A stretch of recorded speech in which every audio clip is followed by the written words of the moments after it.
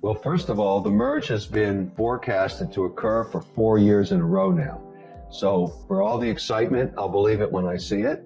There's a lot of people that are dissuaded from doing this in the Ethereum mining business.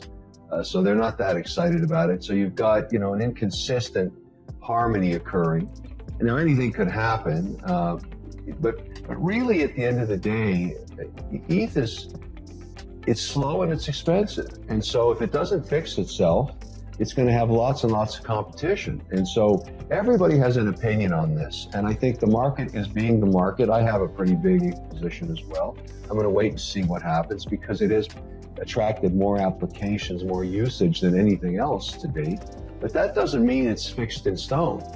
Anything could happen. And so I also think that there's other applications from HBAR to Solana, Polygon, all kinds of different ideas in terms of how this should happen and how financial services work and the cost, the speed, the fees, the transparency, auditability, security, all of these things.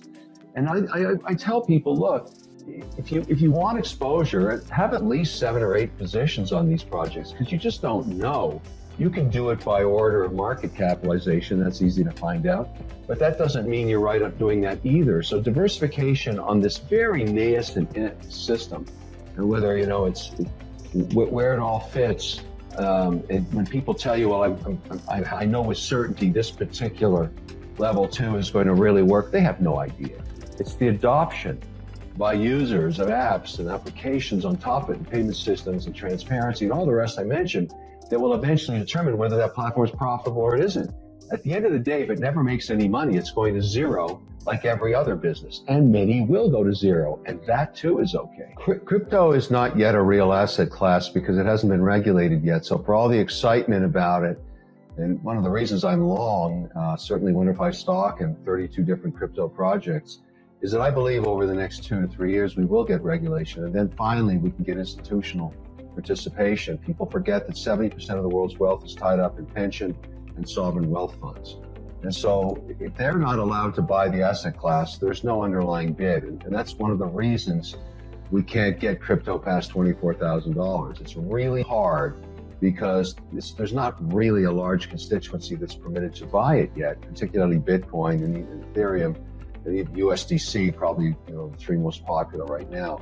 And so if we do get regulation first, it'll probably happen in stable coins because that's been very volatile lately, and there is policy on the table in the Hill, bipartisan policy that's being contemplated as early as next September, which is not far away, just weeks to be looked at. And if not, it'll be after the midterms, but that's coming first.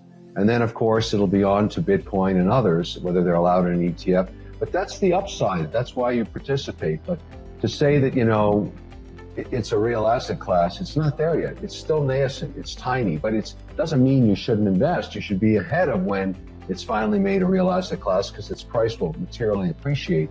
That's my investment thesis. In the end, when you look at most markets, what you find is it's the adoption of standardization that creates value. So if all of a sudden there's 10 stable coins that come to market for payment systems, my prediction would be that there'll only be 3 survivors 10 years later. And they'll be behemoths, they'll be very large, and they may have slightly different attributes. But, there's already 64 billion in Tether and 54 billion in USDC. They're likely to survive, assuming they can survive audit, and then maybe a few others. And always the rumor of the feds themselves creating their own digital dollar. I'm very skeptical of that. The last place you want development work done is with the government. They're the worst at it.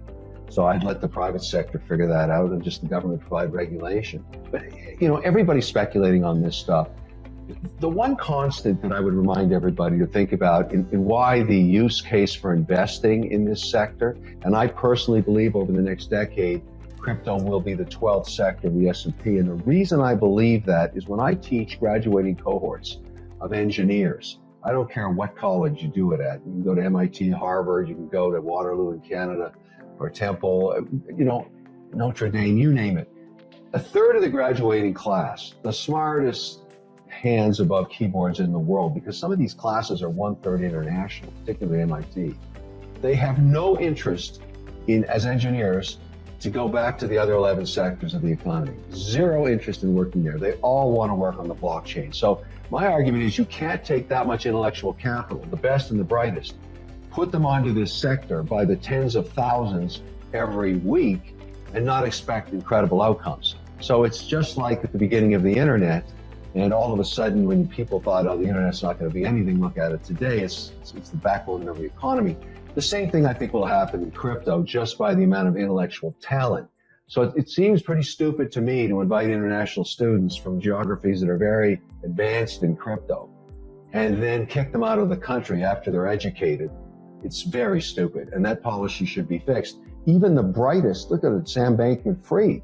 I mean, a 30-year-old 22 billionaire, he is an American citizen whose parents are compliance lawyers at Stanford, and even he doesn't operate in the United States because he has no policy and regulation and backbone to work with.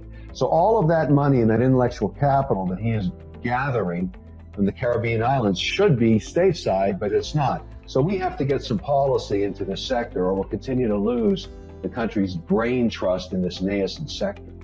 There's just too much capital coming into this market. So you have, the Loomis bill, which is a very broad bill. It contemplates all kinds of different crypto. Gildebrandt's backing her, so you've got both a Republican and a Democrat working together there. There are other initiatives going on.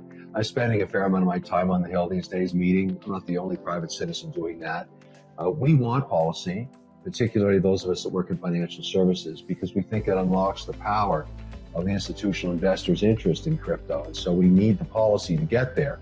I'm going to predict that crypto, and particularly Bitcoin, will be locked between $20,000 and $25,000 until we get policy. It's just not going to go anywhere because there's not enough buyers. You need to untap the trillions of dollars being managed by sovereign wealth, and they're not going to buy Bitcoin until there's regulation. So we're a long, long way from that happening.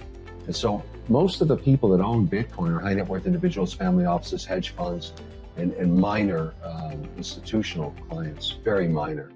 And so that's the opportunity, though. That's the upside. The whole idea is that if you think it's eventually going to get regulated, all of those other players will come in, and then all of a sudden there's going to be 1 to 3% allocation in the typical portfolio, which is no different than a fixed income or bond portfolio or equity portfolio.